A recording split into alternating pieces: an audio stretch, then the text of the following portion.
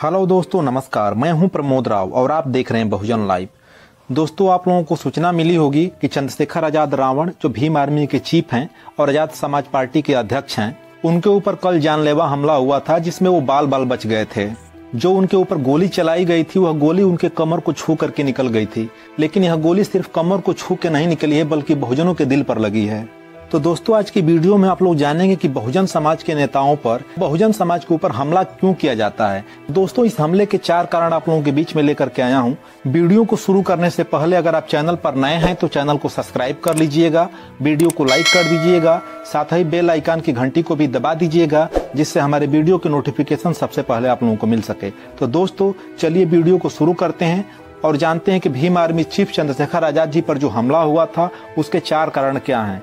दोस्तों, सबसे पहला कारण है मूंछों पर ताव देना। दोस्तों, आप सभी को पता है कि इस देश के दलित, शोषित, वंचित, पीड़ित समाज के ऊपर बरसों से जुल्म होता आ रहा है। इस देश के मनुवादी यही चाहते हैं कि इस देश के जो मूल निवासी हैं, इस देश के SC, ST, OBC समाज के लोग हैं, जो इस देश के बहुजन समाज के लोग हैं, वह सदैव दब करके रहें, अपने मूंछों पे ताव न दें। इस देश का मनुवादी नहीं चाहता है कि इस देश का मूल निवासी, इस देश का SC, ST, OBC समाज कभी भी शान से रहे।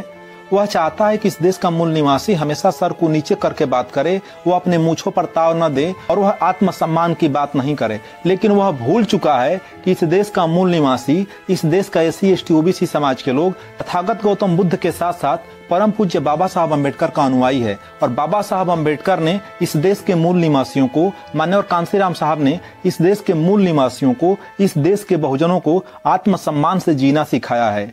और जब बहुजन समाज के महापुरुषों ने आत्मसम्मान से जीना सिखा दिया है, तब इस मूंछों पे ताव देने से कोई रोक नहीं सकता है, चाहे तुम गोलियां चलाओ या बारूद चलाओ।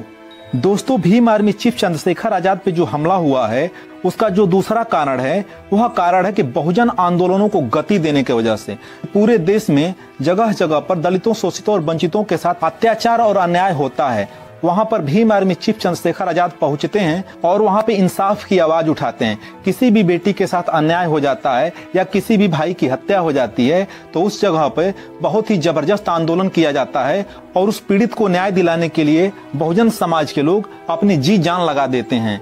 तो यही बात मनवादियों को खटकता है। मनवादी यह चाहते हैं कि हम कितना भी इनके ऊपर जुल्म कर लें लेकिन हमारे खिलाफ ये लोग आवाज न उठाएं, क्योंकि इनका मनुस्मृति कहता है कि इस देश के SC, ST, OBC समाज के साथ कितना भी जुल्म कर दिया जाए, कितना भी अत्याचार कर दिया जाए, लेकिन कोई भी आवाज नहीं उठा सकता है। लेकिन वह ये लोग भूल गए हैं कि इस देश में मनुस्मृति का शासन नहीं है, इस देश में परम पूज्य बाबा साहब अम्बेडकर के द्वारा लिखे गए संविधान का शासन है और संविधान इस देश के मूल निवासियों को, इस देश के SC, ST, OBC समाज को, हर एक भारतीय को बराबर का अधिकार देता है। किसी भी व्यक्ति के खिलाफ कोई भी शोषण, अत्याचार, अन्याय करता है उसके जुर्म के अनुसार उसे सजा दी जाती है।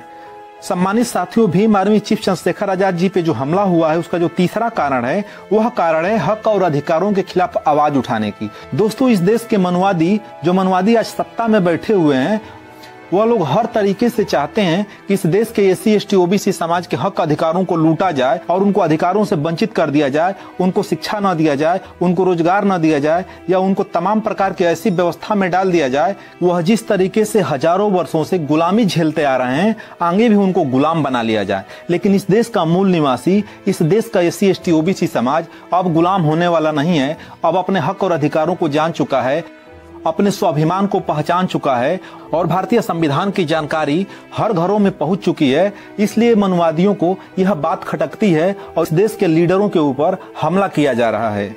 सम्मानित साथियों, भीम आर्मी चीफ चंद्रशेखर आजाद जी पे जो हमला हुआ है उसका जो चौथा कारण है वह कारण है सरकार के द्वारा भीम आर्मी चीफ को सुरक्षा न देना। सम्मानित साथियों, इस देश में जितने भी नफरती तत्व हैं, जो नफरती चिंटू हैं, जैसे कि कंगना रनौत जिसने कहा था कि आजादी 2014 में मिली थी, इस तरह की नफरती चिंटुओं को वाई श्रेणी और जेड श्रेणी की सुरक्षा दे दी जाती है और चंद्रशेखर आजाद जी जैसा लीडर इस देश के SC, ST, OBC समाज के लोगों की आवाज को उठाता है। उस लीडर को, उस नेता को जो देश के लाखों लोगों का प्रतिनिधित्व कर रहा है, उनको सुरक्षा नहीं दी जाती है।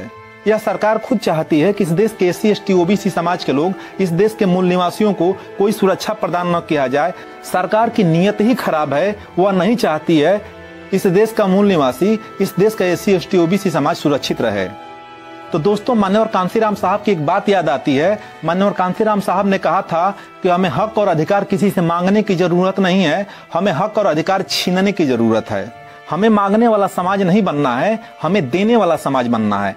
तो दोस्तों, अगर हमें देने वाला समाज बनना है तो सबसे पहले हमें इकट्ठा होना होगा और इकट्ठा होने के बाद अपनी लड़ाई लड़नी होगी। हमें इकट्ठा होने के लिए सबसे पहला काम ये करना है, इस देश के जितने भी SC, ST, OBC और माइनॉरिटी समाज की पार्टियां हैं, सभी पार्टियों को एक साथ आना होगा और एक साथ आकर के इस देश के मूल निवासियों के लिए, इस देश के SC, ST, OBC समाज के अधिकारों की लड़ाई को लड़ना पड़ेगा, तब हम कामयाब होंगे। तो दोस्तों, आज की यह जानकारी आप लोगों को कैसी लगी कमेंट करके जरूर बताइएगा। दोस्तों, वीडियो देखने के लिए आप सभी का बहुत बहुत धन्यवाद, बहुत बहुत आभार।